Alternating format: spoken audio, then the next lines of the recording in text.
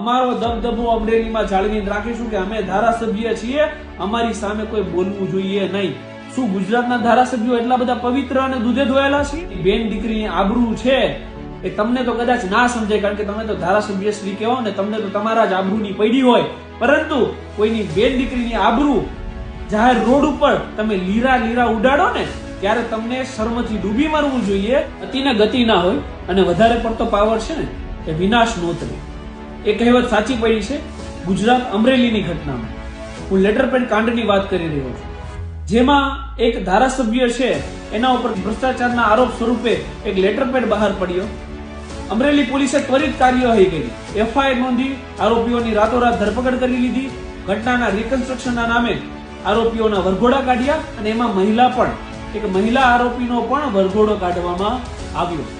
હજુ 2 દિવસ પહેલાની ઘટના છે કે જેમાં એક અસીન મારી પાસે આવ્યા, એની 13 વર્ષની બાળકી, એને કોઈ બિહારી ભગાડીને લઈને ગયો. 20 દિવસ થયા, પોલીસે હજી એમાં કોઈ કાર્યવાહી કરી નથી. તો જે માનવ જાતને શર્મસાર કરે એવા કિસ્સાઓ છે, એમાં ત્વરિત કાર્યવાહી નથી થતી. પરંતુ કોઈ ધારાસભ્ય છે એની જો કોઈ બદનામી થાય, એવો કોઈ લેટરપેડ વાયરલ થાય, તો એક મહિલાને પણ રાતોરાત ધરપકડ કરી લો અને મહિલાનો પણ વરઘોડો કાઢો. જો મારા ઓફિસની અંદર કોઈ એમ્પ્લોય કામ કરે છે ને એને હું કહું છું કે ભાઈ આ ડ્રાફ્ટિંગ તાર કરી લેવાનું છે ને એ એમ્પ્લોય મારા છે એ ડ્રાફ્ટિંગ કરે છે, તો એ વ્યક્તિને આરોપી બનાવવાની હોય કે એને સાક્ષી બનાવવાની હોય? મને તો એ નથી સિસ્ટમ સમજાતી. એમને આરોપી તો બનાવ્યા એ બહેનને, પણ એ બહેનનો વરઘોડો પણ કાઢવામાં આવ્યો. એટલે જ હું કહું છું કે અતિને ગતિ ના હોય. ગુજરાતની અંદર વરઘોડા નીકળે છે, તમે રીઢા ગુનેગારોના વરઘોડા કાઢો, એમાં અમને કોઈ વાંધો નથી. પરંતુ એક જે બહેન છે, જે યુવા છે, એનો તમે વરઘોડો કાઢીને તમે સાબિત શું કરવા માંગો છો? એવું સાબિત કરવા માંગો છો કે અમે ધારાસભ્યના ઈશારા ઉપર કામ કરીએ છીએ? અમરેલી એસપી અને અમરેલી પોલીસ એ આ ઘટનામાં તો એવું દેખાય છે કે માત્ર ને માત્ર ધારાસભ્યની ગુલામ હોય. ધારાસભ્ય જે રીતે ફોન કરે અને એક સત્તાધારી પક્ષમાંથી કોઈના ફોન આવે તો એ પ્રમાણે અમે કાર્યવાહી કરીશું. પછી ચાહે મહિલા હોય તો એને રાતોરાત એના ઘરેથી ઉઠાઈ લઈશું, એ મહિલા હોય તો પણ એનો વરઘોડો કાઢીશું.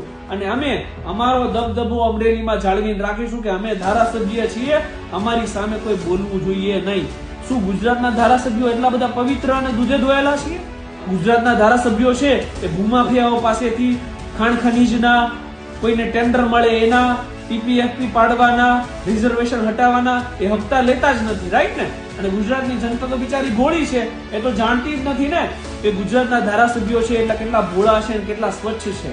તમારી હિસ્ટ્રી એ ગુજરાતના ખૂણે ખૂણે બધાને ખબર છે. ગુજરાતના ધારાસભ્યો શું ધંધા કરે છે એ પણ ગુજરાતની જનતા છે એને ખબર છે. એટલે તમારી બદનક્ષી ક્યારેય ના થાય, તમારી બદનામી ક્યારેય ના થાય. બદનામી તો એની થાય જેની માર્કેટમાં ઇજ્જત હોય. એટલે તમે શું ધંધા કરો છો એ લોકોને ખબર છે, પણ આ ધંધા કર્યા પછી ચોરી ઉપર સીના ચોરી ના કરાય. સીના ચોરી તમારી એ છે કે એક મહિલાને તમે રાત્રે ઘરે જઈને ધરપકડ કરો છો અને એના વરઘોડા કાઢો છો. માનવ જાતને તમે શર્મસાર કરી છે અને સ્ત્રીના એક ગૌરવના લીરા ઉડાડ્યા છે. અને આ ઘટનામાં ગુજરાત પોલીસ ઉપર કાર્યવાહી થવી જોઈએ અને થવી જ જોઈએ. અમરેલી એસપી ઉપર અને અમરેલી પોલીસ ઉપર કાર્યવાહી થવી જોઈએ. પણ મને 100%ની ખાતરી છે કે કાર્યવાહી તો નહીં જ થાય. કેમ નહીં થાય? કેમ કે જે વ્યક્તિઓ છે એ સત્તાધારી પક્ષ સાથે જોડાયેલા છે, અંદરો અંદર જ બધી ગોલમાલ ચાલે છે, તો કાર્યવાહી તો કેમ થશે? મહિલાનું જે થવું એ થાય.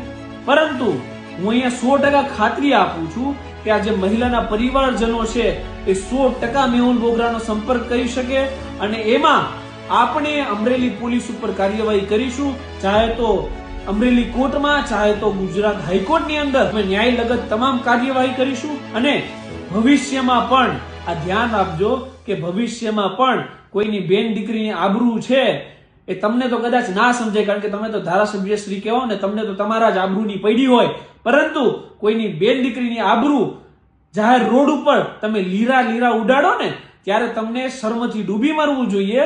કેમ કે તમારી આબરૂ તો જનતા જાણે છે કે તમારી કેટલી છે, પણ એ બેન દીકરીની આબરૂ જ્યારે પણ ભવિષ્યમાં પણ ગુજરાતમાં આવી ઘટનાઓ બનશે ને એમના વરઘોડા કાઢવામાં આવશે ને, ત્યારે હાઈકોર્ટમાં પિટિશનો દાખલ કરવામાં આવશે અને ન્યાયિક તમામ કાર્યવાહી કરવામાં આવશે એની ખાતરી આપું છું. જય હિન્દ, જય સંવિધાન, ધન્યવાદ.